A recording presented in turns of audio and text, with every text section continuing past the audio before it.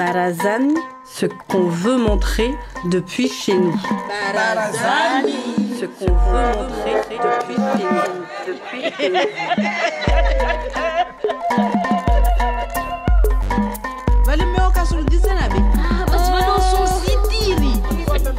Les gens vivaient sur leurs terrasses, sur les barazas. Parce que c'est vraiment incroyable, Mayotte.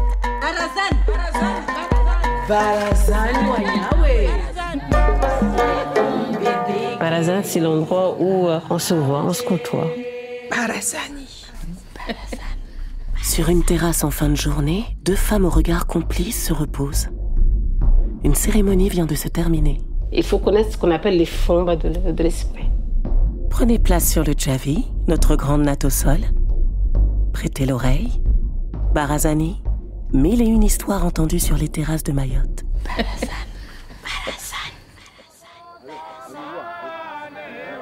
Je suis de père comorien qui vient de Fomboni, de mère qui est née à Mayotte mais qui a la famille malgache, Kani, Madagascar, Majinga.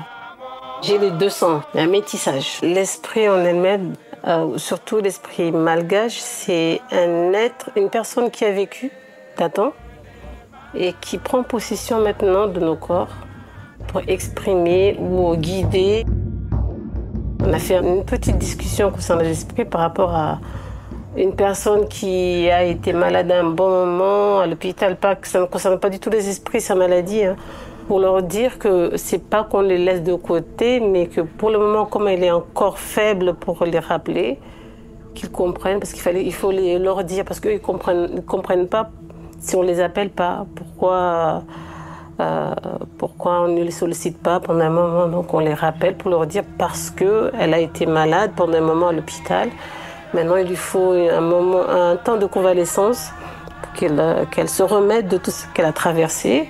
Et après, on l'appellera. C'est pour cela qu'on a fait le petit travail pour appeler ses esprits à elle, en fait. Elle est déjà possédée depuis son enfance. Elle les a depuis longtemps.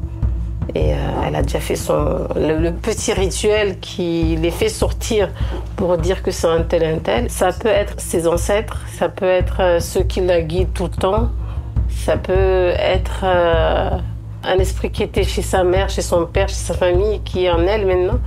Et c'est comme une obligation, en fait, de le faire. Sinon, après, elle tombera malade ou il y aura d'autres conséquences qui vont venir derrière, en fait. Chaque esprit vient avec... ils disent leur fomba. Fomba, c'est leur façon de venir. Il y a certains esprits où ils mettent ce qu'on appelle talmalant. C'est comme une pâte blanche. Ils mettent dans des endroits spécifiques qui montrent leur appartenance parce que certains esprits mettent le talmalandi qui fait le signe de la moustache, l'œil qui a été touché par la maladie ou la main. Donc on sort l'assiette, on appelle, il y a à boire, éventuellement ils boivent souvent les esprits malgaches, souvent de l'alcool, ils fument. Donc ils sont là, on les appelle, on leur explique le pourquoi, du comment, ils boivent, ils acceptent ou ils n'acceptent pas. Ils nous disent oui, on est d'accord, ou non, il faut faire ça, ou ça, ou ça. Et aussi leur permettre de venir s'exprimer, dire ce qu'eux ils pensent de tout ça. S'ils ont un médicament sorti pour la personne. Il y a plein de médicaments, plein de plantes qu'on utilise pour la personne. Avant de venir les appeler, avant que l'esprit nous possède, on se baigne pour qu'on soit propre déjà. Il n'y a pas d'ablution ni rien du tout, mais en fait, on a juste de l'eau claire, on se baigne, on s'assoit. Il y a l'encens comé, il y a une musique spécifique qui leur appartient à eux, on les appelle. On les sollicite en les appelant, un tel aujourd'hui, on souhaiterait vous parler, si vous voulez bien venir. Et on les a sollicités, on les a appelés. De nos jours, il y a beaucoup d'artistes, surtout malgaches, qui consacrent leur chant à leurs esprits en particulier, parce qu'il y a des esprits femmes comme des esprits hommes, donc chacun a sa musique propre pour les faire venir. Je joue de l'accordéon pour tel esprit spécifique, parce qu'il y en a beaucoup de différents recoins de Madagascar. Et on met une musique spécifique à tel esprit. Et après, on met l'encens, l'assiette est sortie. Parce que si on sait que c'est Par exemple, je donne un nom par hasard, hein. Un esprit, par exemple, qui s'appelle Dankenda, ça par exemple.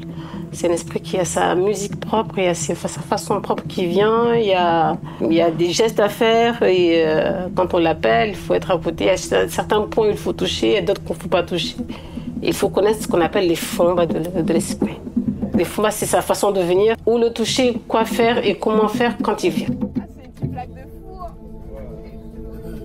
Très jeune, très jeune, eux, ils se manifestent souvent par des maladies, des choses qui ne vont pas dans ton corps. Pour moi, ils ont toujours été là. Ils ont toujours été là. Ils m'ont toujours guidée. Ils m'ont toujours montré certaines choses, des choses que je voyais. Je savais que ça allait arriver. Quand j'ai un besoin ou quand j'ai un doute de quelle que soit la chose que je veux entreprendre, je demande un chemin. Je les appelle.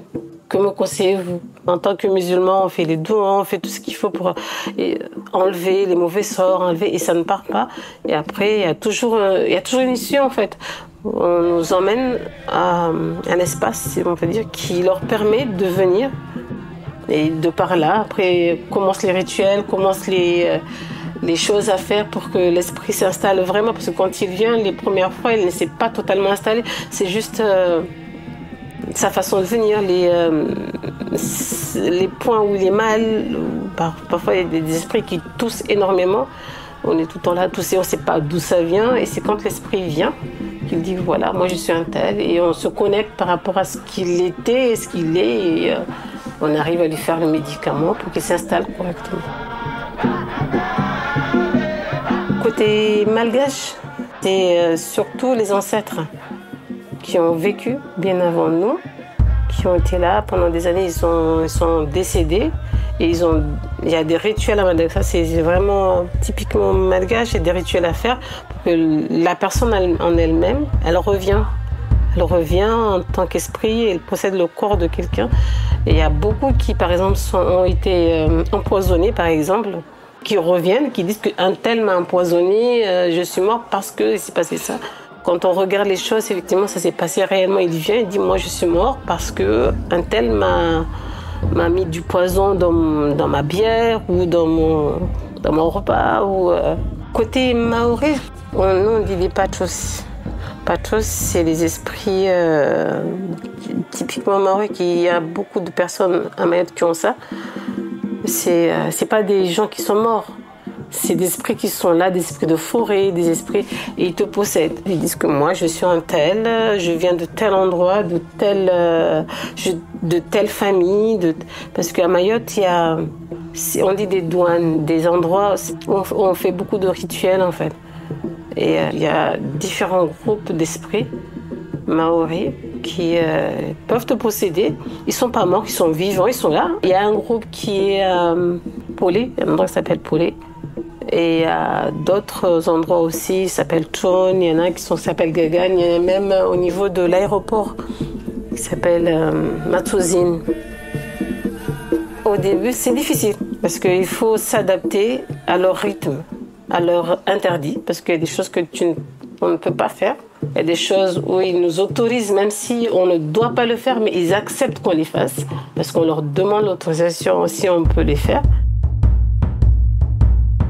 Dans la religion musulmane, il a été dit, Dieu a créé les esprits, mais il ne les a pas créés pour que nous, les humains, on se plie à eux, en fait. Il les a créés pour qu'ils soient une aide, mais pas qu'on consacre nos vœux. Pour les pachos, les esprits maoris, j'étais en classe CM1. À un moment, j'ai senti une oppression. Je n'arrivais plus à respirer, la sueur, je ne savais pas ce que c'était, en train de crier. En fait, c'est comme s'il y a une personne qui te dit « crie, vas-y, crie, crie, crie ». Tu as une voix dans ta tête qui te dit « crie ». On peut qualifier ça comme les gens qui ont plusieurs personnalités. En fait, tu as l'impression qu'il y a quelqu'un qui est dans ta tête qui te dit « parle, crie, dis ça, fais ça ». Mais impossible de t'arrêter. Il faut que tu le fasses. Tu en es conscience. Tu sais que ce que tu fais, ce n'est pas de ta volonté, mais tu ne peux pas t'en empêcher. Donc ça m'est arrivé très jeune, j'ai remarqué ça. Dans mon milieu, ça ne se fait pas. Mon père, il était très à cheval sur la religion. Mes parents, ils sont très ancrés dans la religion et c'est pas un monde qui est accepté dans leur cercle. Mon grand-père, il est habité par ces esprits, mais mon père non, parce que ça peut sauter d'une génération en fait. Donc, du coup, ça m'a commencé là, je voyais des choses. Parfois, je revivais des situations comme si j'avais déjà vécu cette situation-là. Des paroles qui ont été dites, je savais que j'avais déjà entendu ces paroles-là. Et c'était comme si je revivais une journée que j'avais déjà vécue. Je suis allée à l'encontre de ma famille. Ma mère, à un moment donné, elle l'a accepté puisqu'elle m'a un peu accompagnée dans ça. J'avais d'autres membres de ma famille qui étaient là, qui étaient présentes avec moi et qui m'aidaient à passer ce cap. Quand je me suis séparée de mon premier mari, ça a été très difficile psychologiquement, puisque c'était et familial et professionnel aussi. Ça a été très difficile. Ils sont venus pour me recadrer en fait. Grâce à leurs conseils, j'ai pu remonter, et à ma famille aussi, j'ai pu remonter le cap. Restez sur le Javi, prêtez l'oreille. Cette histoire entendue a une belle suite. Voilà, j'ai raconté une histoire. Et waouh. Raconte Barazani.